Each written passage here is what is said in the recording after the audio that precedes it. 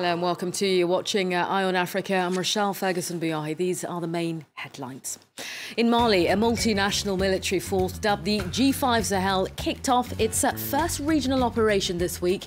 Our correspondent Anthony Fouchard followed the force's deployment. Plus, we bring you Fashion Friday here in the French capital. A much-anticipated fashion show and exhibition entitled Caftan du Maroc is set to kick off this weekend. Designer Rafael Dorian spoke to me a short time ago in the studio. Plus, we head to Cameroon, where some fuller-figured women are making their mark on the catwalk.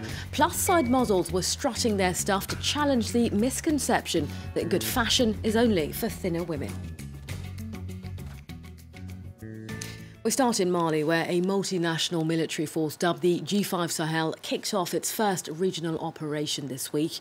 The force, comprised of troops from 5 West African countries, has deployed along Mali's border with Niger and Burkina Faso.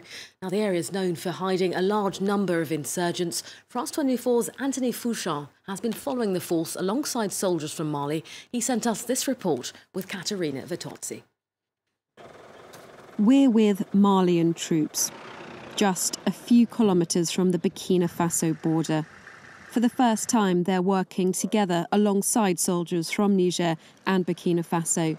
The mandate of the new G5 coalition force means they can work either side of the border for the first time. La zone là, c'est la zone des 3 frontières. This here marks the 3 borders between Mali, Niger and Burkina Faso. If we patrol these zones together, it will make it more secure. The armed groups that strike there, for example on the Niger side, could then cross the border and come into Mali. Poorly equipped with next to no aerial capabilities, the Malian army still relies heavily on the French military. Hundreds of French soldiers remain deployed here, along with a strategic command unit. Our military operation Barkhane is the main reason we're here, to help strengthen the Malian force. It's quite difficult, and in all honesty, it'll take 2 years before they're fully operational. But we are here to accompany them as they grow in strength with both logistical and aerial support. All 3 West African forces have been bolstered by the French military presence, especially when it comes to aerial surveillance. This first mission of the G5 Sahel force, although symbolic, shows just how far they have to go before they can work alone. Well, time now for a brief look at some other stories that are making headlines on the continent. The US military has for the first time conducted 2 airstrikes against Islamic State group fighters in Somalia. The US Africa commander said that the 2 drone strikes killed several terrorists in northeastern Somalia.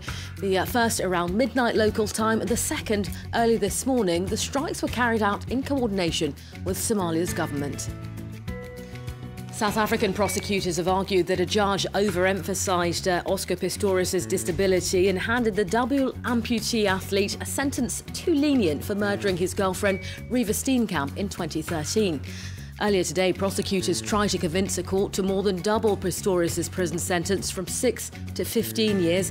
If the court agrees he deserves a harsher sentence, the 30-year-old could remain in prison until after he turns 40. In Kenya, a controversial bill's come into effect which would make it more complicated for the Supreme Court to annul presidential elections. It comes after the court annulled polls over irregularities in August, triggering turmoil in the East African nation. President Uhuru Kenyatta, who won a repeat presidential poll last month, has said he's not in favour of the new election law. And Zambia's President Edgar Lungu has warned judges against blocking him from running in the country's next elections. Lungu is expected to contest the poll in 2021, but could face a legal challenge from opposition parties who say it would be unconstitutional as he's already served 2 terms. The president's warning comes following the recent political unrest in Kenya. Now, the French capital is known for its endless fashion shows, and this weekend is no exception. A much-anticipated catwalk show and exhibition entitled Caftan du Maroc is set to kick off here. Well, the glitzy event turns the spotlight on the traditional Moroccan garment, the caftan. The event promises to be a mix of authenticity and modernity, while visitors will rub shoulders with some of the biggest names in global haute couture. Earlier, I spoke to designer Rafael Dorian, who will be showcasing his latest collection at the show. My inspiration from all time in this century, for example, I like to make a mingling between the old design and actually to make a modern cut with the for me the most important is the Moroccan traditional handmade and the European cutting couture. So you've got lots of inspirations there. You spoke about being inspired by different centuries, different eras. We can see one of your caftan there, the light shining on it. It looks very lovely indeed. The caftan has come a long way, hasn't it, Rafael? We can see modern, we can see more traditional styles. Yes. There's something for every woman. Yeah, of course. You have a lot of women that they love the traditional caftan because it's from centuries. You know, it's the traditional clothes, and you know, in Morocco, for example, a mom can give for a gift a caftan for her daughter, and it's also the kind of to stay in the traditional